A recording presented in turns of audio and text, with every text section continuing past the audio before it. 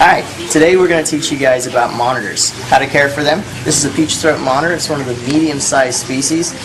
They'll reach upwards of 4 feet, maybe 4.5 for a big male, but all of it is tail. So we're going to teach you guys about how to care, setup, different beddings and lights to use, how we set up our tanks. It's going to be a great time. When caring for most monitors, most of them will start off in a tank probably about the size of a 30-gallon. That's what we have here. Our tanks are designed with lighter glass, so they're not as heavy as most aquariums, and then they have screen lids that interlock all the way around, and they slide in and out. Makes it really nice for keeping the bugs in. Most monitors, I find it easier to start them off on some kind of rubber terrain for the floor, or even something like a coconut bedding or sand, depending on where they're from. Some of the tropical species like something that's going to hold more humidity, and the other species that are from the desert or something like that are going to prefer the sand.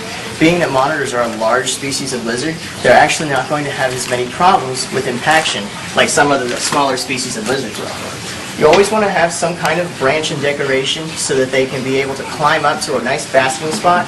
I really enjoy using our magnet ledges, which snap on the outside.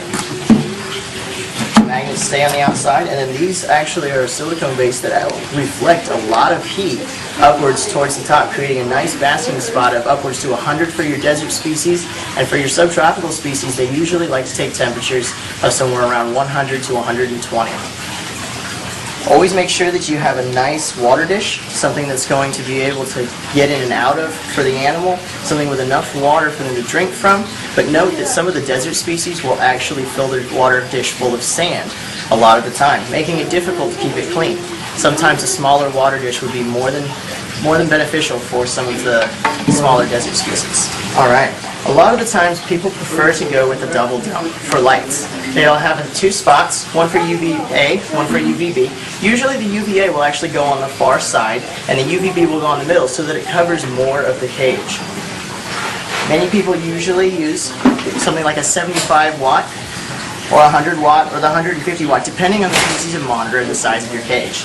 I prefer to use Power Suns, 100 watt to the 160 watt, again depending on the type of monitor and the size of your cage, because these are both UVA and UVB. They're self-balanced bulbs that will not explode or actually set fire because they turn themselves off should they actually overheat. They also have a year warranty through the Zumed company and will allow you to return the light bulb, and they'll send it back to you usually within 12 days. Some monitor species like this ornate Nile will actually reach sizes of upwards of 5 to 5.5 feet. They get fairly large and will require a big outdoor enclosure should you keep them for a long period of time. We do have cages that are large in size, some of them 48 by 24 inches at the base, and they will provide a nice indoor enclosure for the animal should you have to bring them in because of the cold, but they need a lot of exercise. Monitors are very intelligent animals and require a good bit of stimulation for them to successfully survive in captivity. We keep monitors in different size cages as they grow. Usually you want to have at least double the animal's length and then once of its width for the animal to be comfortable in an indoor enclosure. I keep this girl in an outside cage, 8 foot by 4 foot by 2 foot. I will be including a height adjustment later on as she gets larger, and she will have a lot more room to require at least something this size for her to comfortably stay indoors. I wouldn't keep her in this full time, but if she needed to come inside because it was too cold outside or something like that, I would definitely want something at least this big. Our cages are nice because again they're lighter than a big aquarium that would be the same size, and they have these nice glass sliding doors. These doors actually lift right out, allowing ease of access into the tank for cleaning and removal of the animal.